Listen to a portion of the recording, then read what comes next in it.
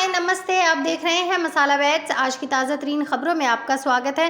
कांग्रेस ने 25 गारंटी इस घोषणा पत्र के माध्यम से जनता को दी है। अगर पार्टी चुनाव जीतती है तो इस गारंटी को पूरा करने का वादा कांग्रेस पार्टी ने जनता से किया है।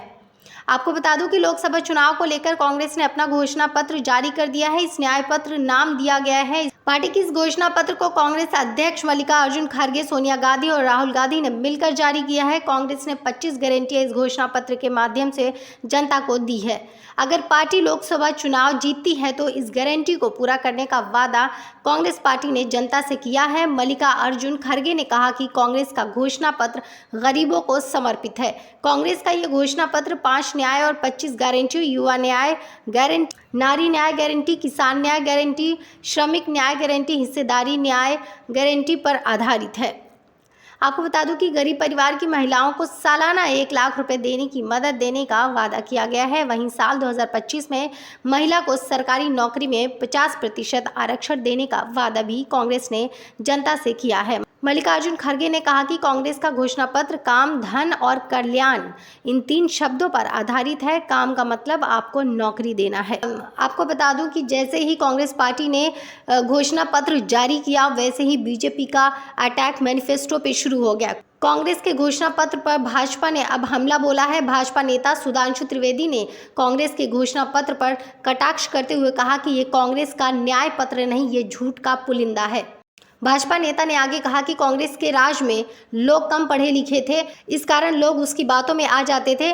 और आगे उन्होंने कहा कि अब मोदी सरकार के आने के बाद पढ़ाई लिखाई ज़्यादा हो गई है, पढ़ाई का स्तर ज़्यादा बढ़ गया है, इसलिए कोई भ्रम में नहीं फंसेगा।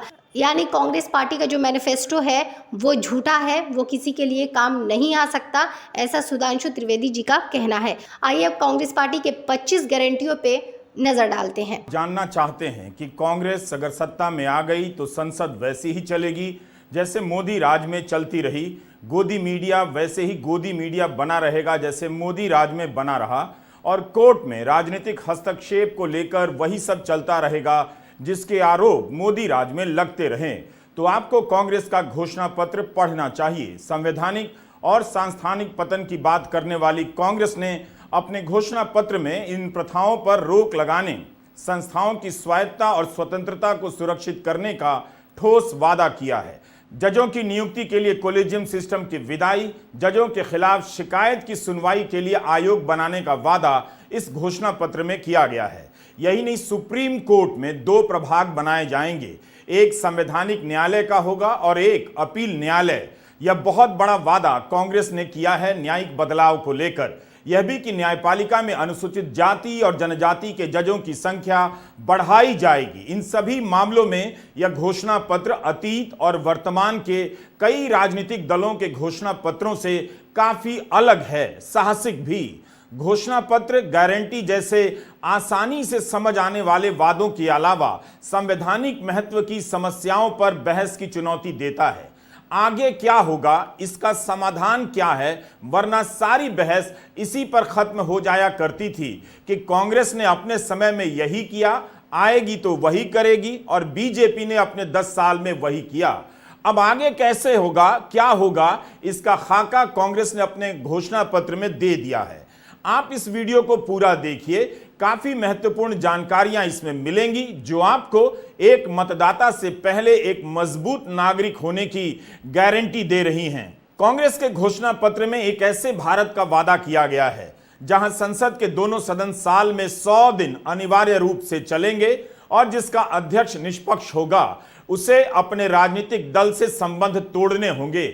जिस तरह से संसद में 100 से अधिक सांसद निलंबित कर दिए गए, महुआ मोइत्रा की सदस्यता ध्वनि मत से रद्द कर दी गई, पूरे देश ने देखा और कुछ नहीं हुआ। इस चुनाव में भुला दिए गए इन सभी मुद्दों को कांग्रेस ने घोषणा पत्र के जरिए बहस के केंद्र में लाने का प्रयास किया है। कहा है अध्यक्ष अब निष्पक्ष होगा। कांग्रेस को अगर सत्ता मिली तो इस घोषणा पत्र के अनुसार उसके भारत की संसद में सप्ताह में 1 दिन लोकसभा और राज्यसभा में विपक्ष की तरफ से एजेंडे पर चर्चा होगी। यह तय कर दिया जाएगा। अगर ऐसा हुआ तो यह अपने आप में बहुत महत्वपूर्ण संसदीय सुधार हो सकता है। 10 साल में एक भी विस्तृत प्रेस कॉन्फ्रेंस नहीं करने वाले प्रधानमंत्री नरेंद्र मोदी चाहते तो यह काम अपने समय में कर सकते थे। दुनिया भर की संसद में यह व्यवस्था है। ब्रिटेन की संसद में तो एक दिन प्रधानमंत्री के जवाब भी तय होते हैं, जिसमें सारे सदस्य प्रधानमंत्री से सवाल पूछते हैं और सदन में प्रधानमंत्री को ही जवाब देना होता है। आप अगर रिकॉर्ड निकाल कर देखेंगे कि मोदी के 10 साल में विपक्ष ने चर्चा के लिए कितनी नोटिस दी और उन्हें स्वीकार कर चर्चा कराने की दर क्या है, तो आपको संसदीय संस्थाओं के पतन का चेहरा अपने आप दिख जाएगा। कांग्रेस ने एक चुनाव की व्यवस्था को नकार दिया है और कहा है कि चुनाव ईवीएम से ही होंगे, मगर वीवीपैट की सभी पर्चियां गिनी जाएंगी। इसके अलावा चुनाव आयोग से लेकर सूचना आयोग और सीएजी जैसी संस्थाओं की स्वायत्तता को भी मजबूत करने का वादा किया गया है। योजना आयोग को खत्म कर नरेंद्र मोदी ने नीति आयोग बनाया।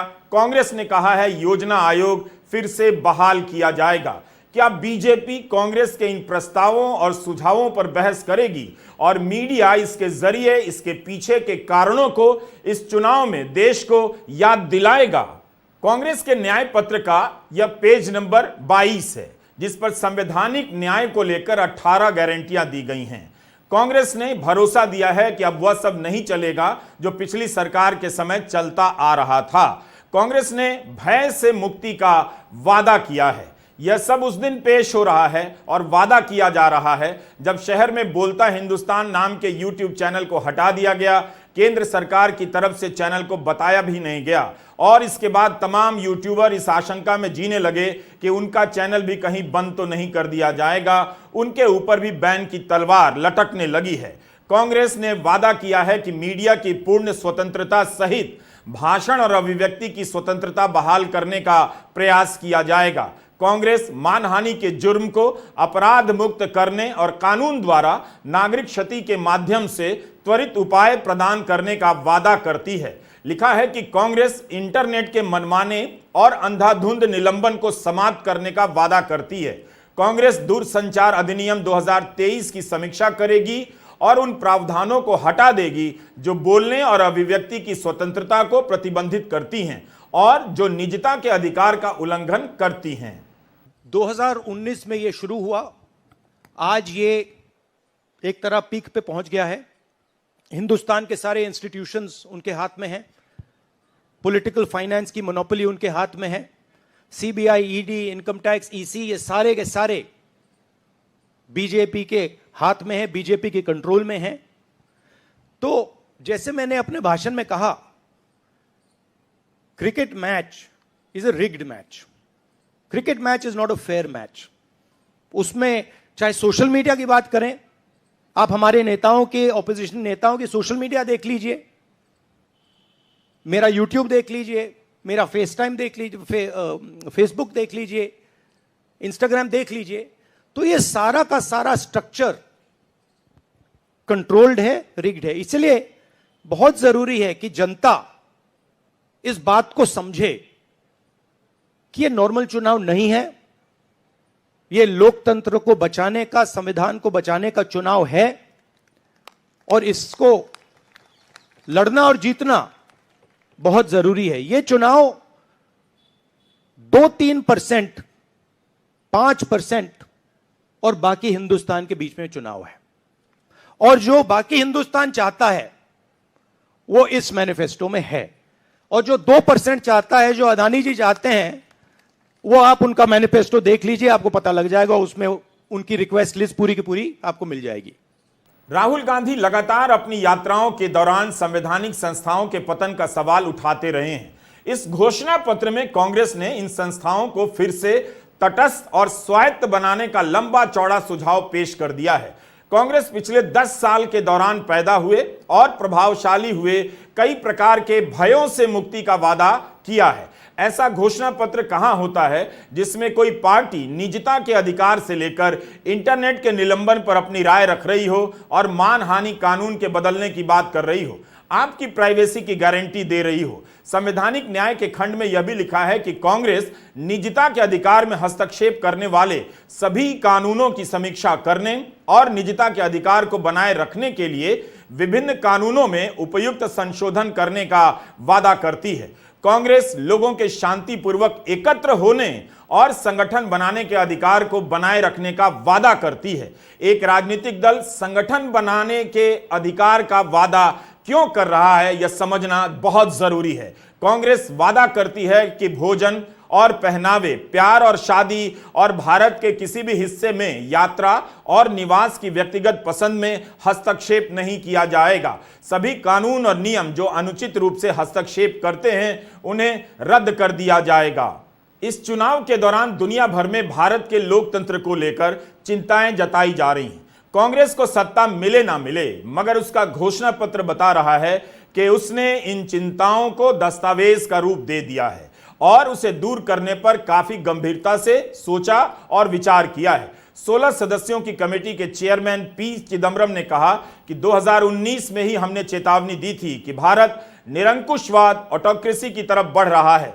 अभी से ही कई जानकार लोकतंत्र की जगह इलेक्टोरल ऑटोक्रेसी, चुनावी निरंकुशवाद का इस्तेमाल करने लगे हैं।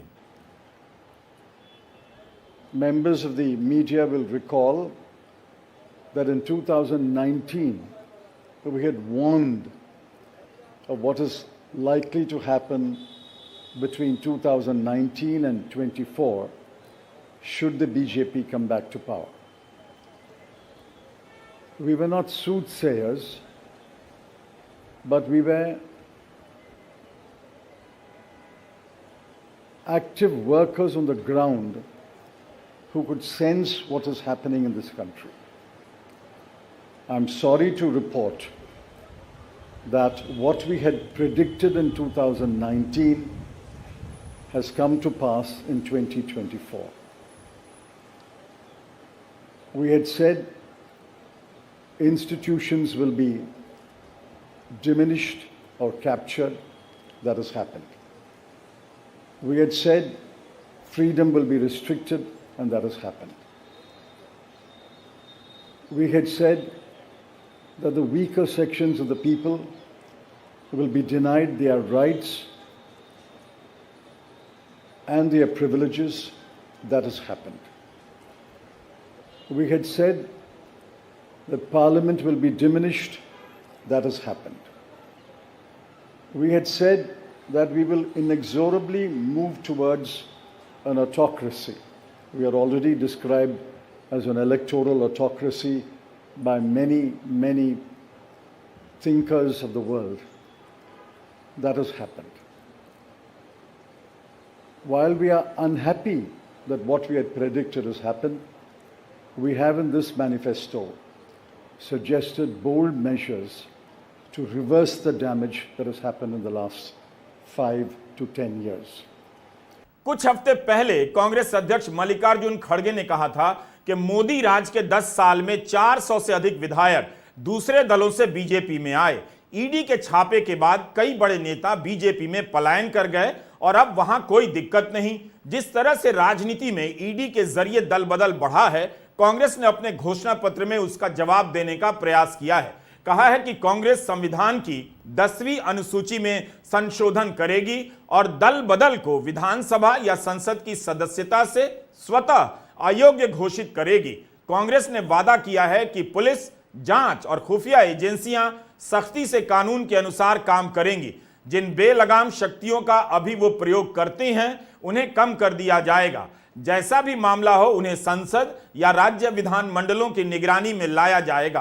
कानून को शस्त्र बनाकर उपयोग करने, मनमानी तलाशी, जब्ती और कुर्की, मनमानी और अंधाधुंध गिरफ्तारियां, थर्ड डिग्री तरीकों, लंबी हिरासत में मौतों और बुलडोजर न्याय को समाप्त करने का कांग्रेस वादा करती है। कांग्रेस जमानत के संदर्भ में एक कानून बनाने का वादा करती है जो इस आशय को पुनः स्पष्ट करेगा कि सभी आपराधिक कानूनों में जमानत नियम है, जेल अपवाद है। जेल सुधार का भी वादा किया गया है। इस घोषणा पत्र को पढ़कर पता चल रहा है कि कांग्रेस ने हाल के वर्षों में पुलिसिया मनमानी, दमन, छापेमारी और किसी को भी जेल में बंद कर देने की करतूतों पर गंभीरता से सोचा है और इन सब पर अब विराम देने का निर्णय किया है। मीडिया और न्यायपालिका की स्वतंत्रता के खंड पर भी व्यापक चर्चा की जरूरत है। आपको किसी विदेशी अखबार से लेक्चर सुनने की जरूरत नहीं कि भारत में प्रेस खत्म हो गया है। गोदी मीडिया देख लीजिए, आपको प्रेस दिखाई नहीं देगा। आप खुद अपना हिंदी अखबार निकाल कर देख लीजिए, पता चल जाएगा कि भारत में प्रेस खत्म हो चुका है और न्यूज चैनल गोदी मीडिया बन गए हैं। शायद ही किसी में इलेक्टोरल बॉन्ड की खोजी पत्रकारिता विस्तार से छप रही है। कांग्रेस ने मीडिया की स्वतंत्रता का ठोस वादा किया है। कांग्रेस ने कहा है कि मीडिया के लिए स्वनियमन ही बेहतर है, मगर इसे और सुधारा जाएगा। पत्रकारिता की स्वतंत्रता की रक्षा करने, संपादकीय स्वतंत्रता को बनाए रखने के लिए भारतीय प्रेस परिषद अधिनियम 1978 में संशोधन किया जाएगा। कांग्रेस पत्रकारों को राज्य की बलपूर्वक कार्रवाई से बचाने के लिए कानून बनाकर स्वतंत्र पत्रकारिता की रक्षा करेगी।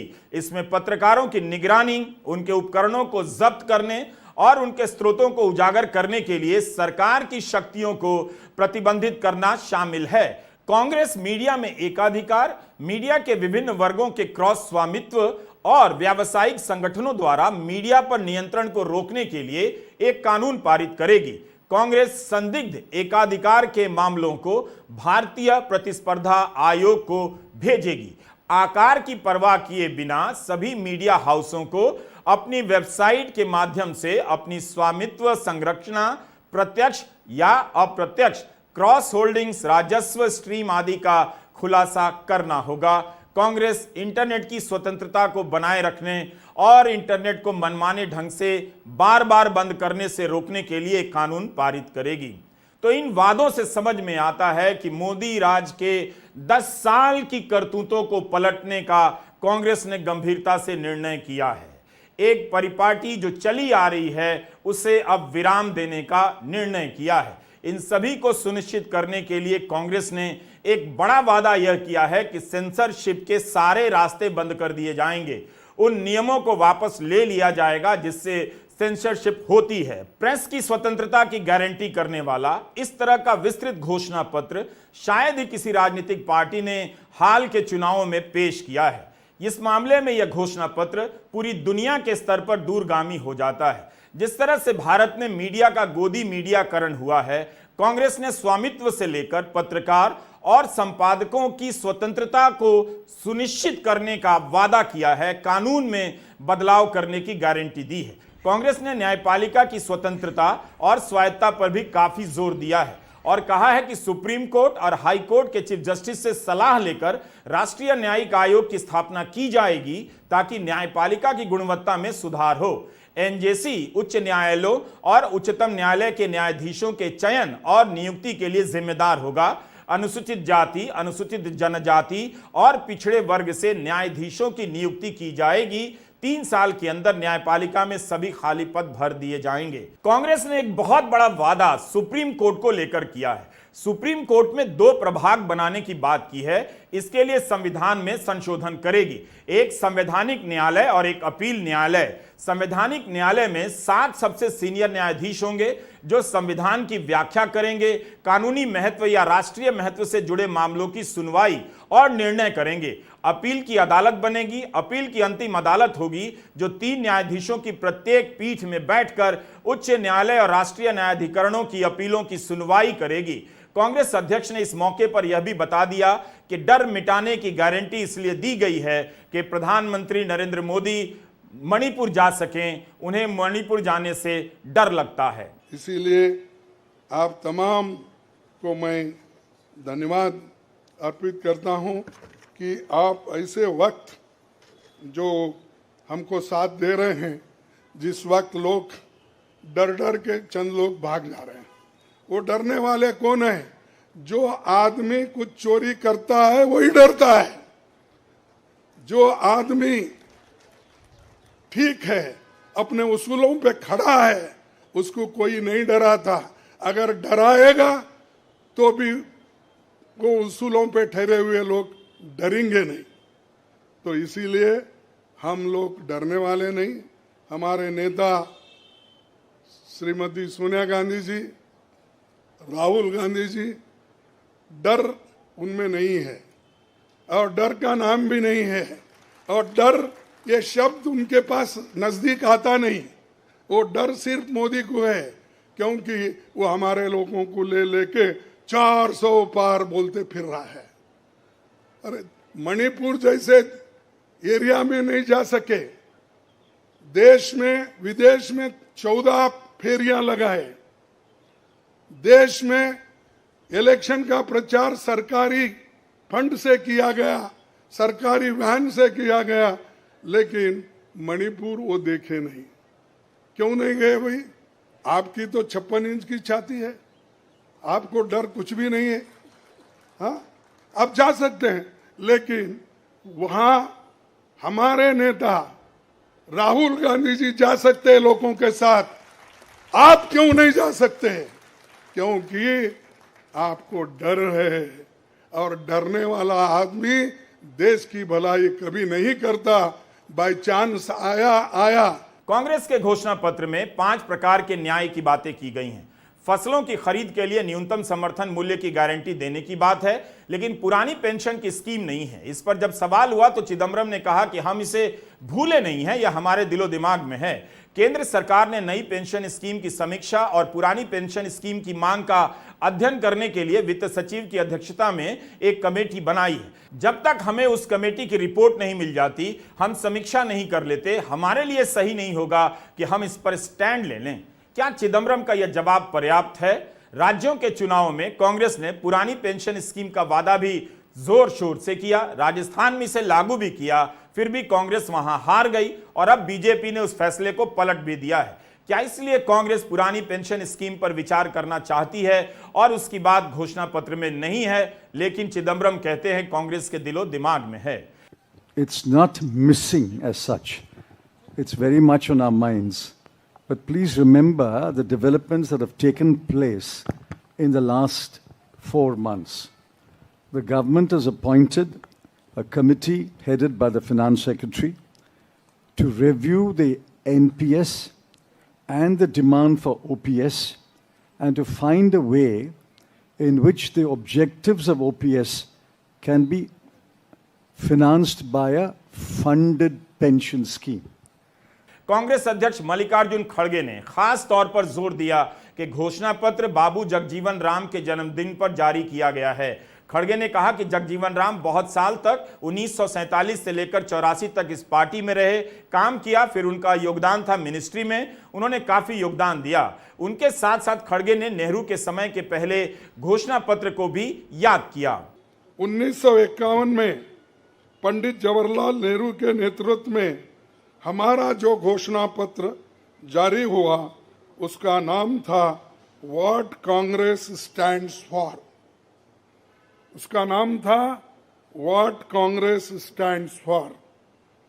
पहले घोषणा पत्र को लेकर ये टिप्पणी की गई थी, no exaggerated claims were made, no ambitious plans to entice public or deceive the electorate had been placed before them. A realistic view of what was capable of achievement and implementation alone was presented.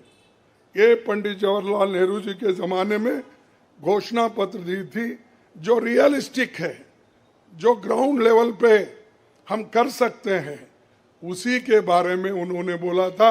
किसी को इस पर आपकी क्या कुछ राय है, please comment box में जरूर बताइएगा। मिलते हैं किसी नई पेशकश के साथ, तब तक के लिए इजाजत दीजिए और वीडियो अच्छा लगे तो लाइक शेयर सब्सक्राइब सपोर्ट जरूर करिएगा। इसी के साथ बने रहिए मसाला बैट्स पे अन्य खबरों के साथ, तब तक के लिए नमस्कार।